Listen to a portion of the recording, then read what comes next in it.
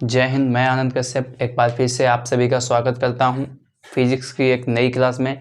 ये जो क्लास है विद्युत धारा की क्लास नंबर 2 है और इस क्लास में मैं जो है आपको जो चैप्टर चल रहा था उसकी आगे के जो कॉन्सेप्ट हैं और क्वेश्चंस हैं उनकी चर्चा करूँगा, तो आप लोग क्लास में बने रहिएगा। तो चलिए चलते हैं, क्लास को स्टार्ट करते हैं। तो बात करते हैं क्लास नंबर 2। इसमें जो विद्युत धारा का क्लास नंबर 2 जो बात है, तो इसमें हम बात करेंगे ओम के नियम की। किसकी बात करेंगे? ओम के नियम की। ओम का नियम है, ये काफ़ी इम्पोर्टेंट रहता है विद्युत धारा में, क्योंकि ये धारा और विभवांतर और जो प्रतिरोध है उसी का नियम है। और ये ओम का नियम जो है क्या है, इसमें क्या है कि यदि किसी इसकी जो परिभाषा रहने वाली है, यदि किसी चालक की भौतिक अवस्था में कोई जो भौतिक अवस्था होती है वो होती है ताप और दाब जैसे आदि भौतिक अवस्थाएं होती हैं। तो यदि किसी चालक की भौतिक अवस्था में कोई परिवर्तन ना हो, तो जो चालक के सिरों पर विभवांतर है, तथा और उसमें जो बहने वाली धारा है, चालक के सिरों पर विभवांतर तथा उसमें बहने वाली धारा का जो अनुपात होता है वो एक नियत रहता है, वो नियतांक होता है, कांस्टेंट रहता है।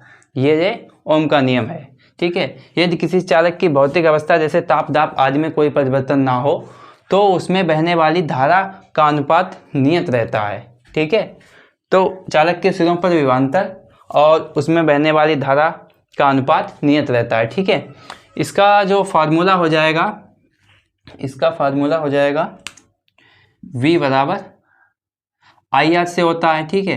क्योंकि अगर इस परिभाषा के हिसाब से लिखेंगे तो V अपान I जो विभवांतर है उसका और धारा का अनुपात एक कांस्टेंट होता है। कांस्टेंट हम मानेंगे R, ठीक है। R कांस्टेंट होता है क्योंकि R जो है प्रतिरोध होता है, तो इसका जो मात्रक हो जाएगा ये ओम हो जाएगा, ठीक है।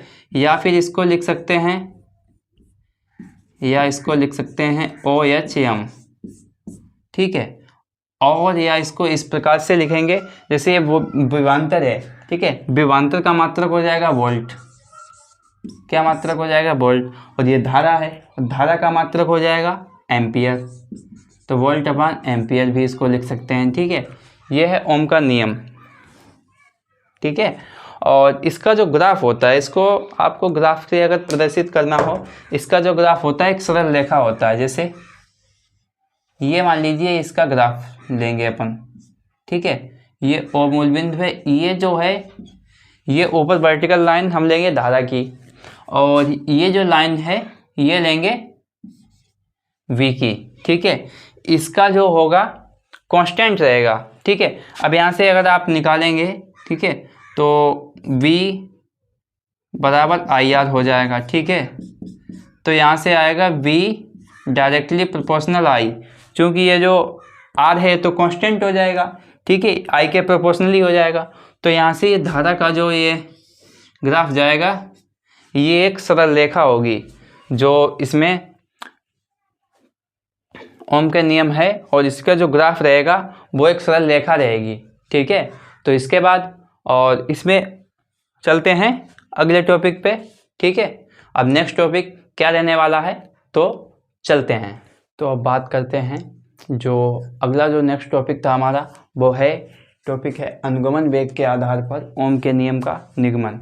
जो अनुगमन वेग रहता है, ड्रिफ्ट वेलोसिटी, उसके आधार पर जो है ओम के नियम का सत्यापन किस प्रकार होता है या ओम के नियम का निगमन किस प्रकार होता है, इस चैप्टर का सबसे इम्पोर्टेंट क्वेश्चन रहने वाला है। मोस्ट इम्पॉर्टेंट टॉपिक है ये, अनुगमन वेग के आधार पर ओम के नियम का निगमन, ठीक है। देख सकते हैं आप, लगातार ये इसमें पूछा जा रहा है। 11, 13, 14, 15, 17, 18, 19, 21 इन लगातार इसमें पूछा गया है अनुगमन वेग के आधार पर ओम के नियम का निगमन, ठीक है। अब इसकी चर्चा करते हैं। ये है इसका फिगर, ठीक है।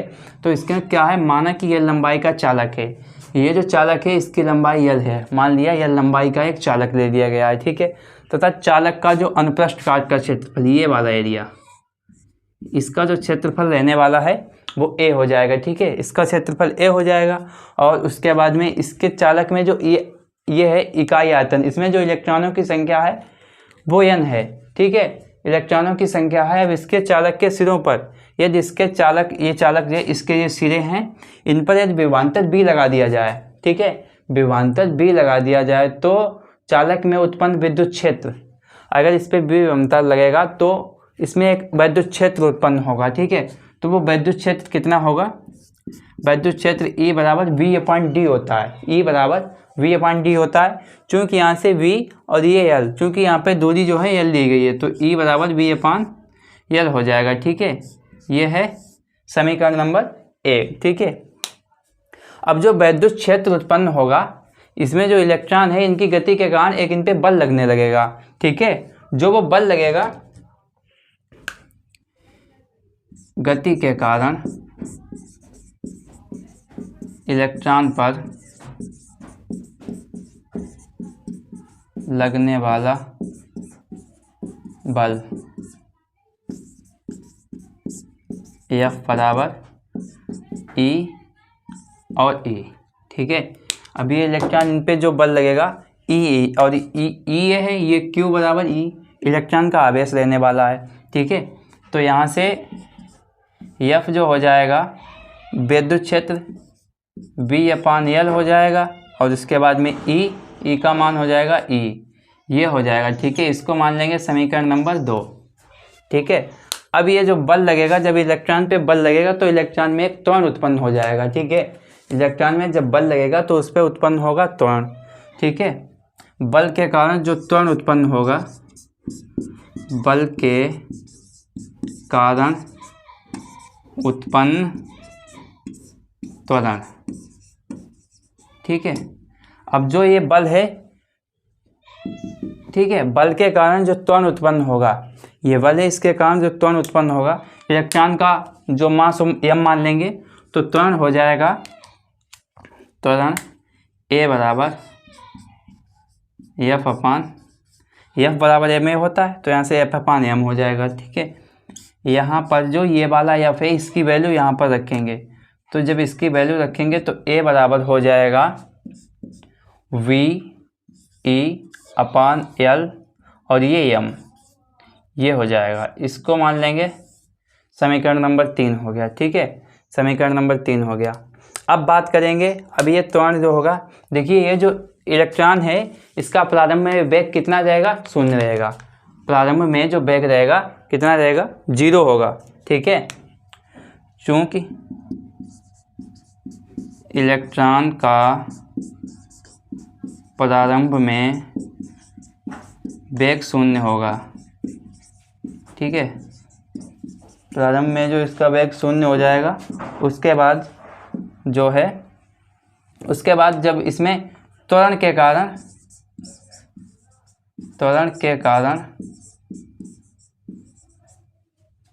इसका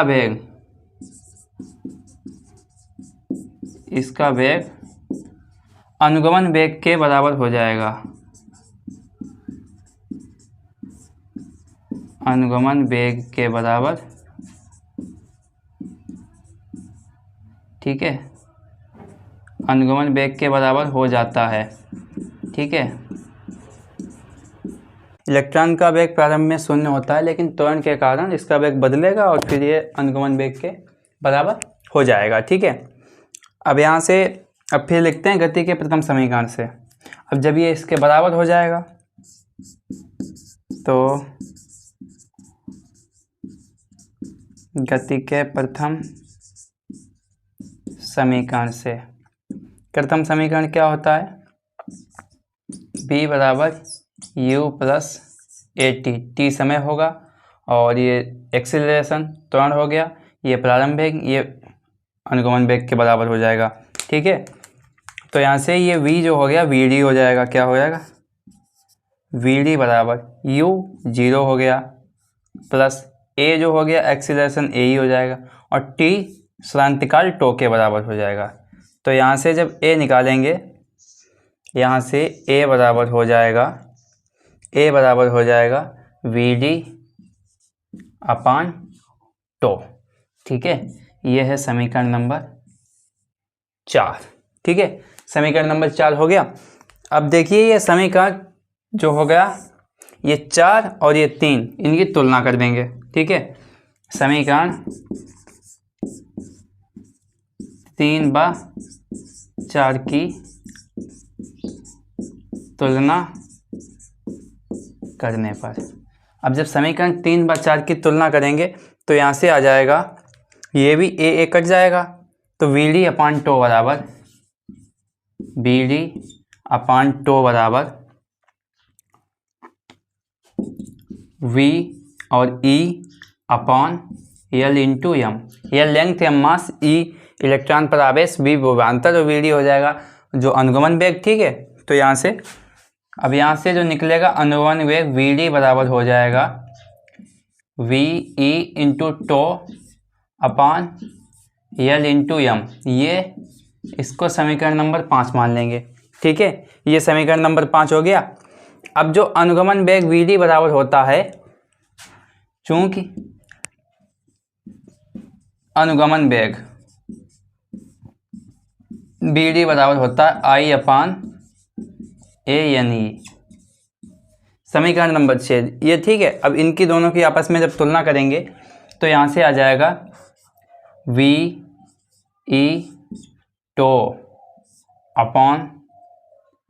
τ/LM बराबर हो जाएगा I/ANE। ठीक है, अब यहाँ से इसको टोटल को भेज देंगे उधर। ठीक है, ये V बराबर हो जाएगा, यहाँ से V बराबर ये L, ठीक है, L इंटू LM पहुँच जाएगा उधर, और बटे में हो जाएगा ANE²। ये वाला E है, यहाँ से मल्टीप्लाई होके E² हो जाएगा। ठीक है, ये E² और ये τ ये बटे में हो जाएगा और इंटू I। ठीक है, अब यहाँ से जो ये वाला होता है, ये वाली पूरी वैल्यू होगी R की। ठीक है, ये वाली पूरी वैल्यू R की हो जाएगी। ठीक है, तो यहाँ से V बराबर